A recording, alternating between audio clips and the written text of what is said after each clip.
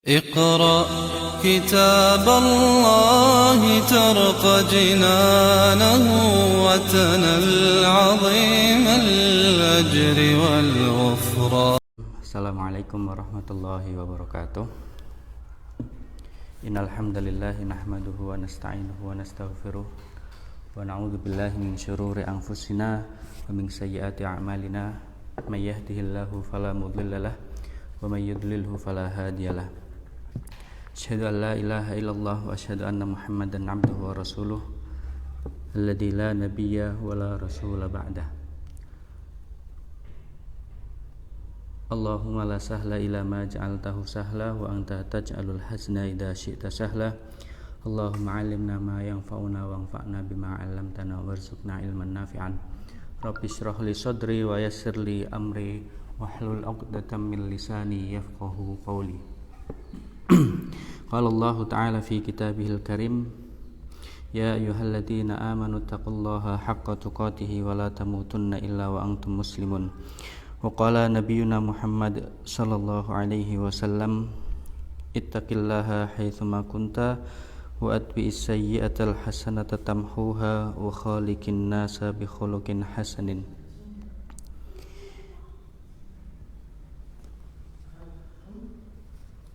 Pemirsa yang dirahmati Allah Subhanahu wa taala, alhamdulillah di sore hari ini kita masih diberikan oleh Allah Subhanahu wa taala untuk kembali bertemu dengan bulan Ramadan.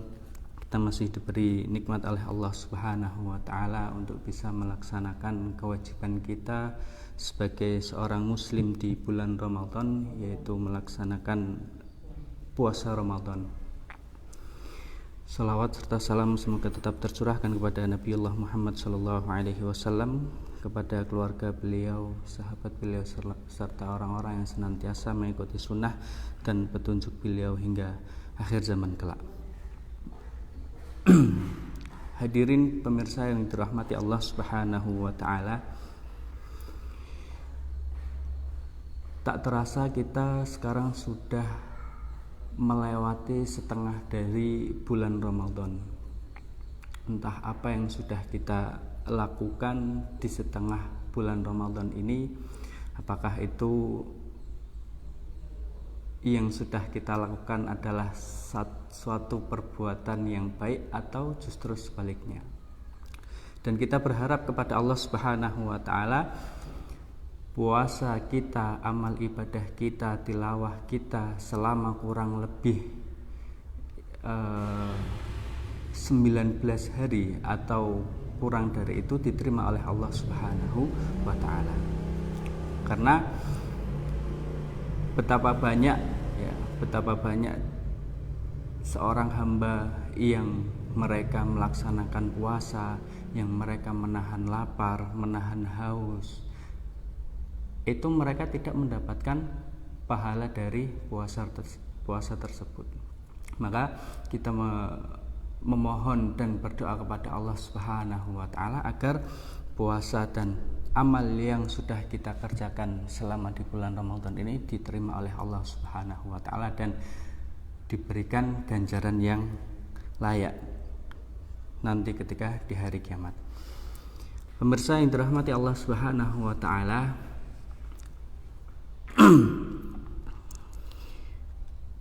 sebelum masuk ke pembahasan inti kita pada sore hari ini adalah kejadian penting ataupun peristiwa penting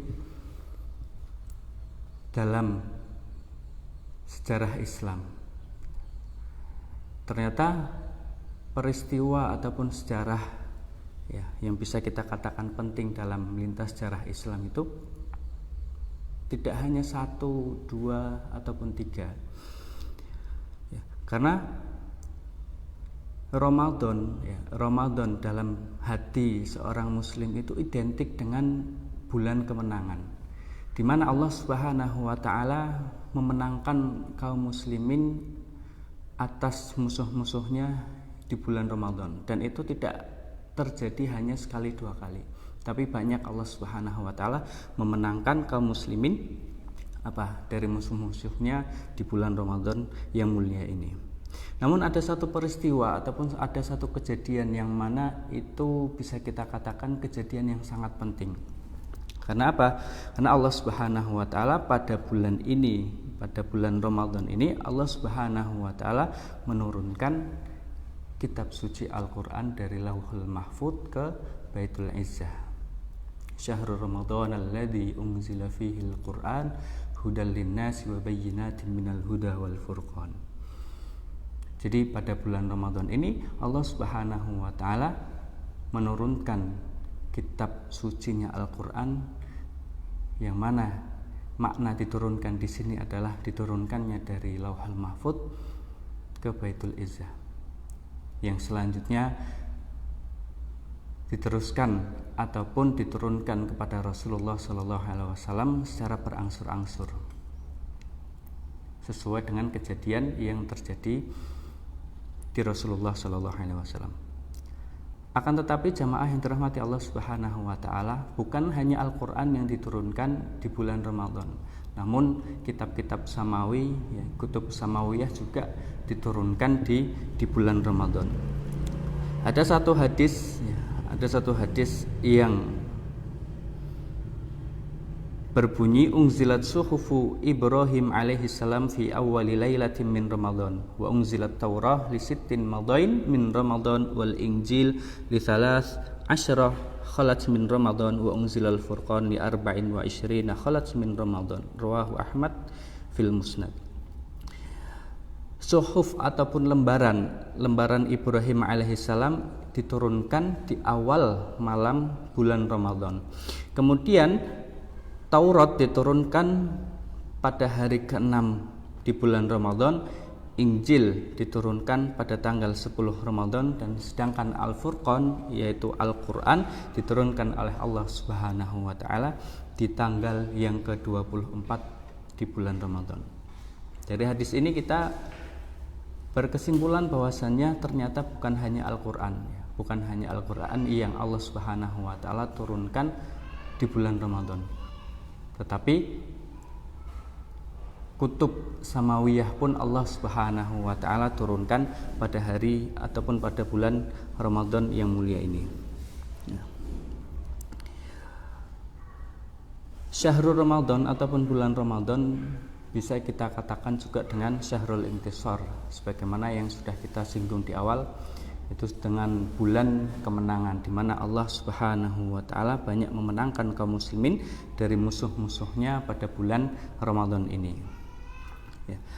Ada beberapa peristiwa yang bersejarah yang terlintas di lintasan sejarah kaum muslimin, di mana Ramadan pertama Allah Subhanahu wa taala memenangkan kaum muslimin dari musuh-musuhnya kaum kafir Quraisy, yaitu perang Badar. Allah Subhanahu wa taala memenangkan kaum muslimin dari kaum kafir Quraisy pada saat itu. Bulan Ramadan pertama, bulan Ramadan pertama Allah Subhanahu wa taala menakdirkan satu bisa kita katakan kemenangan yang sangat gemilang, di mana dari kemenangan ini kaum muslimin, Rasulullah beserta kaum muslimin mengubah seluruh tatanan dunia. Allah Subhanahu wa taala tidak tanggung-tanggung memenangkan kaum muslimin dari kaum musyrikin, yang mana secara jumlah kaum muslimin itu sudah kalah. Kemudian ada juga peristiwa Fathu Makkah yang terjadi di tahun 8 Hijriah di bulan Ramadan juga. Nah, perang Badar ini adalah pertemuan pertama di medan pertempuran antara kaum muslimin dan orang-orang kafir Quraisy. Sedangkan Fathu Makkah itu adalah pertemuan terakhir antara kaum muslimin dan orang-orang musyrik Quraisy di medan pertempuran. Kemudian ada juga peristiwa Huwaib. Huwaib ini buntut dari kekalahan kaum muslimin di peristiwa Al-Jisr. Di peristiwa Al-Jisr itu kaum muslimin menelan kekalahan yang telak. Kemudian Khalifah pada saat itu Umar bin Khattab mengirimkan pasukan yang jumlahnya sangat banyak, dan dengan izin Allah Subhanahu wa taala kaum muslimin pada saat itu pun memenangkan pertempuran. Kemudian ada juga penaklukan Pulau Rhodes, juga ada penaklukan Amuria, yang mana penaklukan ini digagas oleh Khalifah Mu'tasim Billah ketika Raja Romawi menyerbu kaum muslimin dan memotong hidung serta telinga para tahanan muslimin. Kemudian ada juga Perang Hittin yang dipimpin oleh Nuruddin Zangki dalam tujuan untuk membebaskan Baitul Maqdis dari tangan kaum salib. Ada juga peperangan Ain Jalut, yang mana peperangan ini mengalahkan kaum Tatar yang sejak sudah lama sekali kaum Tatar ini menindas, membantai kaum muslimin. Namun jamaah yang dirahmati Allah Subhanahu wa taala, kita tidak akan berbicara panjang lebar tentang satu persatu bagaimana perang Badar, bagaimana terjadinya Fathu Mekah, perang Buwaib, penaklukan Amuria, ataupun peristiwa-peristiwa lainnya. Namun pada kesempatan kali ini kita coba ingin mengambil faedah, ingin menggali hikmah, ingin menggali hikmah dari salah satu peristiwa tadi. Kita ingin menggali hikmah yang ada dalam perang Badar. Sebagaimana kita ketahui, perang Badar merupakan perang pertama yang dipimpin oleh Rasulullah Shallallahu Alaihi Wasallam, yang terjadi di Ramadan pertama kaum muslimin. Ketika itu pasukan kaum muslimin hanya berjumlah 300 sekian belas, tidak nyampe 320. Namun dengan atas izin Allah Subhanahu wa taala, pasukan yang hanya berjumlah 300 ini mampu mengalahkan pasukan kaum kafir Quraisy yang jumlahnya 1000. Bisa kita katakan 1:3. Satu tentara atau kaum muslimin itu melawan 3 tentara kaum kafir Quraisy. Kira-kira apa hikmah yang terkandung dalam perang Badar ini? Insya Allah kita akan bahas pada kesempatan kali ini. Jamaah yang dirahmati Allah Subhanahu wa taala, merupakan satu tabiat fitrah manusia. Dia itu ingin dikenang jasanya oleh orang lain. Pun hal ini terjadi pada diri sahabat yang mereka mengikuti perang Badar. Para sahabat yang mengikuti perang Badar ini, setelah perang Badar itu selesai, mereka mendatangi Rasulullah Shallallahu Alaihi Wasallam seraya mengatakan, wahai Rasulullah, jatah saya mana? Maksudnya adalah jatah ghanimah ataupun rampasan perang. Saya beserta kawan-kawan saya ini adalah orang-orang yang berada di garda terdepan yang melawan kaum kafir Quraisy. Maka sudah pasti harta rampasan itu menjadi hak kita karena kita berada dalam garda terdepan. Kemudian golongan lain pun mengatakan, tidak bisa. Yang paling berjasa dalam peperangan ini adalah kami. Sebagai siapa? Orang yang memburu kaum kafir Quraisy, pasukan kafir Quraisy, hingga tidak tersisa satupun dari mereka. Kemudian golongan lainnya mengatakan, mereka merasa yang paling berjasa dalam peperangan ini. Mereka adalah golongan yang melindungi Rasulullah Shallallahu Alaihi Wasallam agar tidak terbunuh. Karena ketika Rasulullah SAW terbunuh, yang mana pada saat itu posisi Rasulullah adalah panglima, itu ya sudah, maka kaum muslimin bisa dikatakan kalah. Nah, pasukan atau golongan yang terakhir ini mereka mengatakan kami yang lebih berhak terhadap ghanimah ini ataupun harta rampasan ini, karena kita yang melindungi Rasulullah. Coba kalau tidak ada kita, siapa yang akan melindungi Rasulullah? Nah, semua kaum muslimin pada saat itu mengutarakan jasa-jasanya. Mereka menganggap bahwasanya mereka yang paling berjasa dalam peperangan tersebut. Padahal pada hakikatnya semua dari mereka itu tidak ada yang berjasa. Bagaimana dari mereka yang ada yang berjasa? Sebelum terjadinya peperangan, mereka sudah merasakan ketakutan yang sangat. Takut untuk menghadapi musuh. Secara jumlah mereka lebih sedikit daripada jumlah musuh. Ini merupakan rasa takutnya manusiawi. Kemudian setelah peperangan berkecamuk pun Allah Subhanahu wa taala memberikan nikmat yang sungguh sangat luar biasa. Ya. Ketika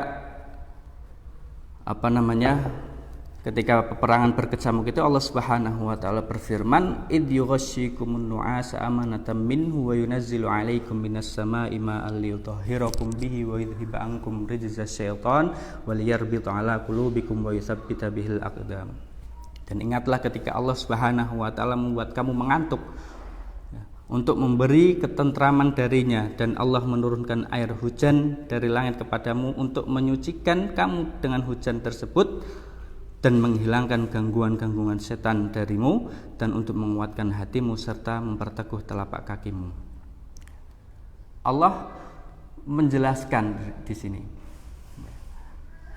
kamu sebelum berperang itu kamu sudah merasa takut, bahkan seakan-akan kalian ngomong ka'annama yusaquna ilal mauti wa hum yanzurun. Seakan-akan kita itu digiring ke dalam maut, kematian. Kamu sudah merasa takut duluan.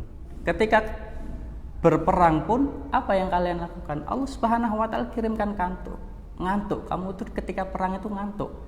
Kamu nggak sadar diri.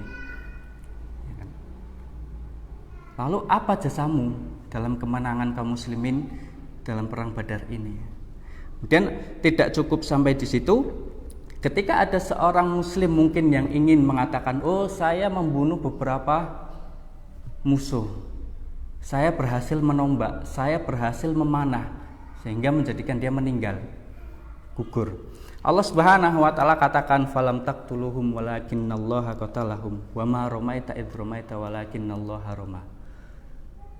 Sejatinya kamu itu tidak membunuh, yang membunuh itu adalah Allah Subhanahu wa taala. Ketika kamu memanah, ketika kamu melemparkan tombak, itu sejatinya yang melemparkan itu bukan kamu, melainkan Allah Subhanahu wa taala yang melakukan itu semua. Sebelum ini Allah Subhanahu wa taala katakan, ya, apakah kamu tidak ingat wahai kaum muslimin ketika kamu meminta pertolongan kepada Allah Subhanahu wa taala. Meminta pertolongan kepada Allah Subhanahu wa taala agar dimenangkan dalam peperangan ini. Maka Allah Subhanahu wa taala kabulkan, fastajaba lakum anni mumiddukum bi alfin minal malaikati murdifin. Langsung saya bayar kontan, ya, memberikan bala bantuan 1000 malaikat. Lalu apa jasamu sehingga kalian masing-masing dari kalian itu menganggap bahwasanya saya adalah orang yang paling berjasa dalam kemenangan kaum muslimin di perang Badar ini? Jadi di sini bisa kita katakan keberhasilan kita mungkin dalam berdakwah, keberhasilan kita dalam mungkin mendidik satu umat, ya kita tidak usah merasa bangga kita itu sebagai orang yang paling berjasa bagi mereka. Ingatlah, di balik kesuksesan itu semua itu tidak akan terrealisasikan. Semua itu tidak akan berubah kecuali hanya dengan izin Allah Subhanahu wa taala. Jadi tidak ada gunanya kita mengatakan saya adalah orang yang paling berjasa dalam mengemban amanah dakwah ini. Saya adalah orang yang paling berjasa dalam memajukan dakwah ini. Tidak. Di balik semua itu ada Allah Subhanahu wa taala. Tanpa adanya Allah Subhanahu wa taala kita tidak akan bisa memajukan dakwah tersebut. Jadi kita sebagai seorang hamba yang lemah di mata Allah Subhanahu wa taala, kita tidak patut membangga-banggakan diri kita, mengatakan bahwasanya diri kita adalah orang yang paling berjasa. Sedangkan kita melupakan di balik semua itu ada Allah Subhanahu wa taala yang membantu kita. Jamaah yang dirahmati Allah Subhanahu wa taala,